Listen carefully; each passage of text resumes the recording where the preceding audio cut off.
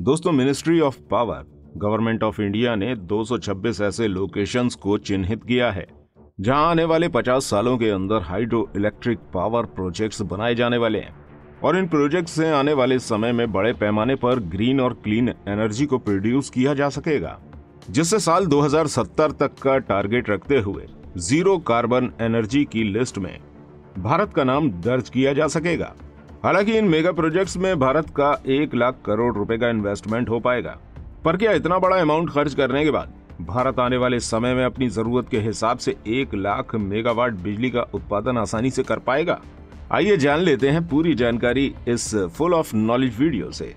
दोस्तों, आने वाले 50 सालों में इन मेगा प्रोजेक्ट से तकरीबन 1 लाख मेगावाट बिजली का उत्पादन करने का टारगेट बनाया गया है, जिनमें से पूरे 50,000 मेगावाट तो केवल ब्रह्मपुत्र रिवर बेसिन से निकाले जाने की तैयारी की जा रही है।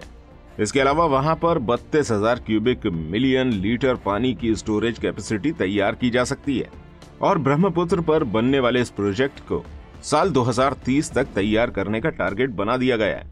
और दोस्तों, आपको बता दें, यहाँ बनने वाले डैम्स में अकेले ही एक साल में लगभग 50,000 मेगावाट से ज्यादा इलेक्ट्रिसिटी जनरेट करने की क्षमता होगी। वहीं अरुणाचल प्रदेश, नागालैंड, सिक्किम, मेघालय, मणिपुर जैसे राज्यों को भी इस प्रोजेक्ट के तहत जोड़ा जाएगा।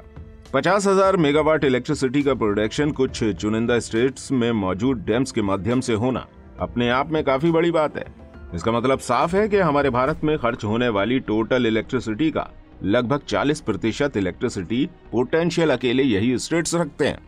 असल में दोस्तों, भारत के नॉर्थ ईस्टर्न स्टेट्स की भौगोलिक स्थिति भारत के दूसरे राज्यों से काफी अलग है, क्योंकि यहाँ पर अधिकतर माउंटेन रेंज मौजूद है, जिस वजह से इन पर बहता पानी काफी ऊंचाई से नीचे की तरफ ढलता है, जो इलेक्ट्रिसिटी जनरेट करने का नेचुरल तरीका हो सकता है, क्योंकि वहां माउंटेन की ऊंचाई से पानी अपने आप ही नीचे की तरफ यानी कि जमीनी सतह की तरफ आता है।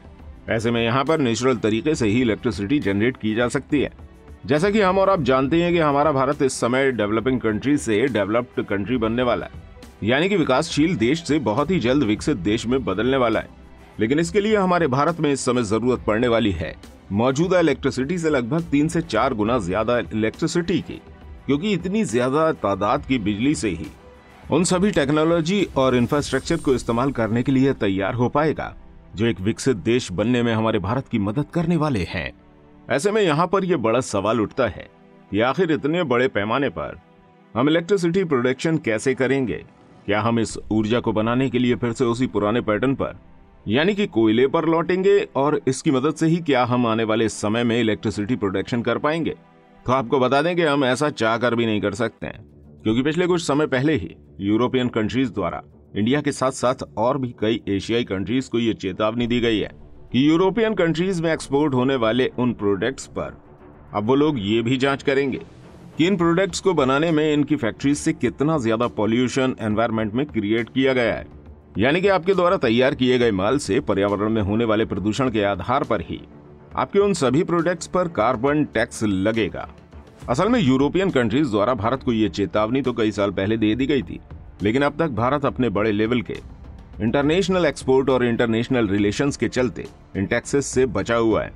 लेकिन आने वाले समय में जब दुनिया के लगभग सभी देश ग्रीन और क्लीन एनर्जी की तरफ मुड़ रहे हैं, ऐसे में भारत को भी अपने यहाँ इस्तेमाल होने वाले प्रोडक्टिव मेथड्स में बड़ा बदलाव करने की जरूरत है, वरना ऐसी स्थिति में इंटरनेशनल लेवल पर भारत को अपने प्रोडक्ट्स के मामले में और देशों से पिछड़ना पड़ सकता है। ऐसे में भारतीय सरकार ने खुद को कार्बन फ्री कंट्री बनाने के लिए साल 2070 तक का टारगेट बना लिया है, जिसके लिए भारत में पॉल्यूशन पैदा करने वाली वो सभी इकाइयां बंद कर दी जाएंगी जो अपने प्रोडक्शन के दौरान बड़ी मात्रा में कार्बन और पॉल्यूशन क्रिएट करती हैं, और इसके बदले भारत में बड़ी मात्रा में चाहिए होगी ग्रीन और क्लीन एनर्जी, जिसे भारत अपने ही नॉर्थ और ईस्ट स्टेट्स से बड़ी मात्रा में प्राप्त कर सकता है। और इसी के मद्देनजर भारतीय सरकार द्वारा ब्रह्मपुत्र नदी पर एक बहुत बड़े प्रोजेक्ट के तहत इलेक्ट्रिसिटी प्रोडक्शन किए जाने की तैयारी की जा रही है, जिससे मिलने वाली क्लीन और ग्रीन एनर्जी के इस्तेमाल के बाद तैयार होने वाले प्रोडक्ट्स को इंटरनेशनल लेवल पर बेरोक टोक और विदाउट कार्बन टैक्स आराम से बेचा जा सकेगा। वैसे आपको बता दें कि भारत की सबसे महत्वपूर्ण नदी ब्रह्मपुत्र का उद्गम स्थान तिब्बत के एक महत्वपूर्ण ग्लेशियर चेमायुंगडुंग से होता है। यह तिब्बत में मानसरोवर झील के निकट मौजूद एक काफी बड़ा ग्लेशियर है, जहां से निकलने वाली ब्रह्मपुत्र की चौड़ाई के बारे में जानकर आप काफी हैरान होंगे। क्योंकि अपने उद्गम स्थान के समय ये ब्रह्मपुत्र वहां लगभग 80 किलोमीटर के बराबर चौड़ी होती है। जी हाँ दोस्तों, 80 किलोमीटर। और 80 किलोमीटर चौड़ी किसी नदी के पानी में कितना वेग और कितनी शक्ति होगी, इसका तो अंदाज आप लगा ही सकते हैं। वहीं हमारे भारत में तो छोटे मोटे शहरों का डायामीटर ही 80 किलोमीटर के आसपास होता है। तिब्बत से निकलने वाली इस नदी को उस समय वहां पर यारलंग सांगपो के नाम से पहचाना जाता है, जो आगे बढ़ने पर जब भारत के अरुणाचल प्रदेश के अंदर पहुंचती है तब इसे ब्रह्मपुत्र नाम दिया जाता है। और आगे बढ़ने पर यह असम में होते हुए बांग्लादेश के लिए बढ़ती है, जहां से आगे बढ़ते हुए ये बंगाल की खाड़ी में विलय हो जाती है। वहीं भारत के union minister of power minister R K. Singh ने राज्यसभा की मीटिंग के दौरान ये बात कही थी कि हमारे यहाँ लगभग 29 मेगा प्रोजेक्ट के तहत लगभग 22,768 मेगावाट के आसपास इलेक्ट्रिसिटी जनरेट करने का प्रोग्राम पूरी तरह से अप्रूव किया जा चुका है। यहाँ आप गौर कीजिएगा कि अभी केवल 29 मेगा प्रोजेक्ट की बात की जा रही है, जबकि इसी तरह के लगभग 226 लोकेशंस को इस काम के लिए चुना गया है। यहाँ एक और बात जो आप लोग समझ सकते हैं कि जब 29 लोकेशन से हम 22,000 समथिंग इलेक्ट्रिसिटी जनरेट कर सकते हैं, ऐसे में 226 लोकेशन से कितने बड़े पैमाने पर इलेक्ट्रिसिटी प्रोडक्शन किया जा सकेगा। वहीं ऊपर बताए गए उन 5 राज्यों जिनमें अरुणाचल प्रदेश, सिक्किम, नागालैंड, मणिपुर और मेघालय से ही केवल 16,500 मेगावाट इलेक्ट्रिसिटी का प्रोडक्शन किया जा रहा है। वहीं तीसरा इलेक्ट्रो हाइड्रो डैम प्रोजेक्ट जो सिक्किम में बनाया गया है, जहां से 1200 मेगावाट इलेक्ट्रिसिटी प्रोडक्शन बड़ी आसानी से किया जा रहा है। वहीं अरुणाचल प्रदेश मौजूद कमिंग हाइड्रो इलेक्ट्रो प्लांट के तहत लगभग 600 मेगावाट का इलेक्ट्रिसिटी प्रोडक्शन हो रहा है। अरुणाचल प्रदेश में ही मौजूद रंग आनंदी डैम के थ्रू 405 मेगावाट इलेक्ट्रिसिटी प्रोडक्ट की जा रही है। वहीं असम में मौजूद कोपिली हाइड्रो इलेक्ट्रिक प्लांट लगभग 275 मेगावाट की बिजली को उत्पादित करता है। दोस्तों, इसके अलावा भी बहुत से ऐसे प्रोजेक्ट हैं जो रनिंग में हैं। वहीं इनमें हमारी भारतीय सरकार एक बहुत बड़ा इन्वेस्ट कर रही है। जैसे कि अगर दिबांग मल्टीपर्पज प्रोजेक्ट की बात करें तो इसमें लगभग 28,000 करोड़ रुपए की लागत एस्टिमेट करी जा रही है। वहीं तीस्ता जैसे प्रोजेक्ट पर लगभग 13,000 करोड़ रुपए की लागत लगाई जा रही है।